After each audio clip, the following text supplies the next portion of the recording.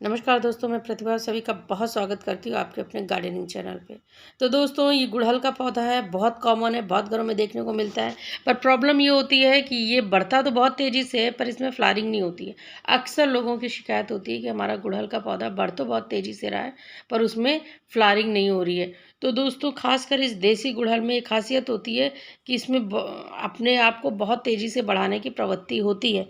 तब वो जब कमी हो जाती है कोई पौधे में, तो फ्लावरिंग नहीं करता है। जैसे ये मेरा गमले में लगा हुआ पौधा है, इसमें 1, 2, 3 फ्लावर हमेशा ही रहते हैं।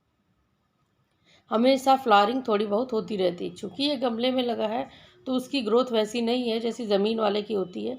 और ज़मीन वाले पौधे दोस्तों 9, 10, 12 फीट तक जाते हैं। इतनी ऊँचाई पा जाते हैं अगर ठीक-ठाक मिट्टी मिल जाए।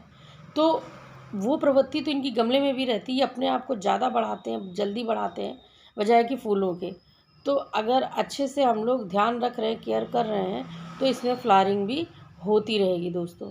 तो अब होता क्या है कि इसके हर पत्ती के पास से लगभग एक नई स्टेम या शूट निकलने लगता है। इसीलिए वो झाड़ बनता है, इतनी तेज़ी से फैलता है कि वो झाड़नुमा रूप ले लेता है। अब ये छोटे से गमले में लगा हुआ है, 10 इंची का गमला है।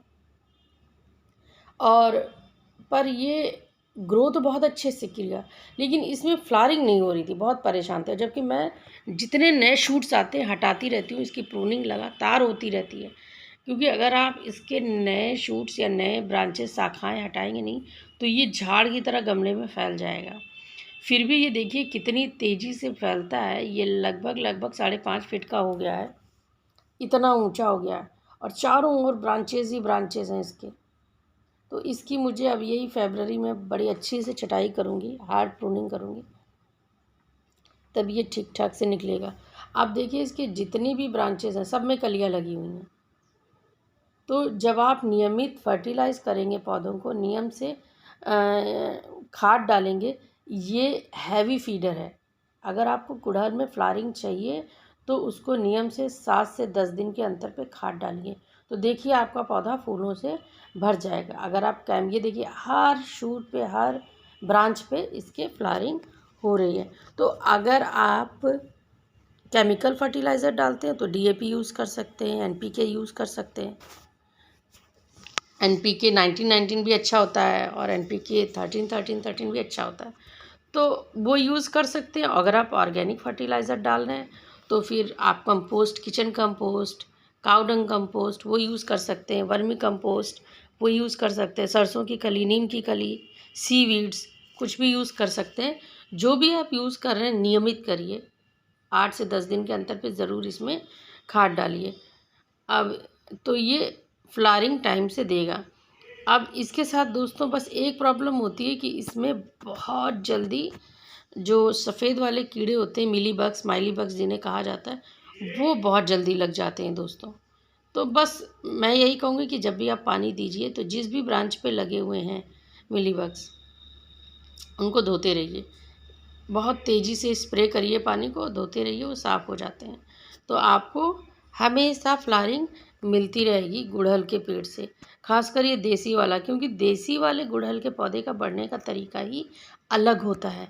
और ये जो हाइब्रिड वाले होते हैं, इनका तरीका बिल्कुल अलग होता है। हाइब्रिड वाले अगर आप ज़मीन पे भी लगा देंगे तो बहुत ऊंचाई पर नहीं जाएंगे, पर देसी वाले बहुत ऊंचे हो जाते हैं, बहुत ऊंचाई तक जाते हैं, झाड़ बन जाते हैं।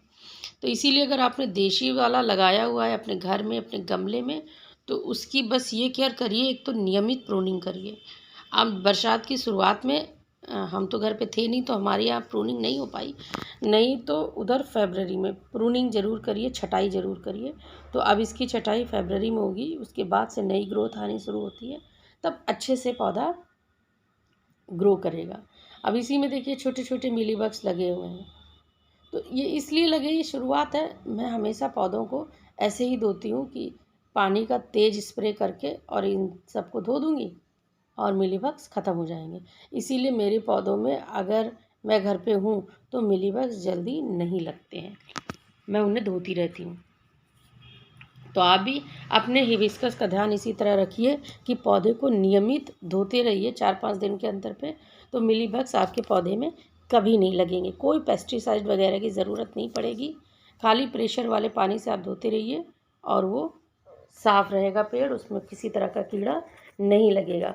और दूसरा, धूप का ध्यान रखिए, जितनी धूप मिलेगी हिबिस्कस को उतने अच्छे से इसमें फ्लावरिंग होगी। अब इसके फ्लावर की खासियत होती है एक ही दिन रुकता है, सुबह खिलेगा शाम तक अपने आप गिर जाएगा। तो इसीलिए इसमें डेली फ्लावरिंग होती है, तभी पौधों में फूल दिखता है। अगर डेली फ्लावरिंग नहीं होती तो नहीं दिखता है, क्योंकि इसके फूल रुकते नहीं हैं। तो इन 3 चीज़ों का अपने पौधे में ध्यान दीजिए कि फर्टिलाइज़र ज़रूर डालिए, धूप बहुत अच्छी मिलनी चाहिए, पानी नियमित मिलना चाहिए, और एक और चीज़ है, चौथी चीज़ जो है प्रूनिंग। हिबिस्कस की प्रूनिंग बहुत ज़रूरी, इसकी छटाई बहुत ज़रूरी होती है।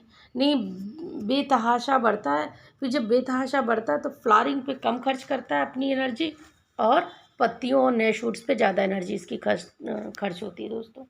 तो इसीलिए अपने पौधों का खास ध्यान रखिए, हिबिस्कस के पौधों का। उसको नियम से फर्टिलाइज़र दीजिए, रोज़ उसको पानी दीजिए, अच्छी खुली धूप में उसको रखिए, तो आपके पौधे में हमेशा फूल आते रहेंगे। बस इन 2-3 चीज़ों का ध्यान रखिए, हिबिस्कस आपका हेल्दी भी रहेगा और फ्लावरिंग भी करता रहेगा।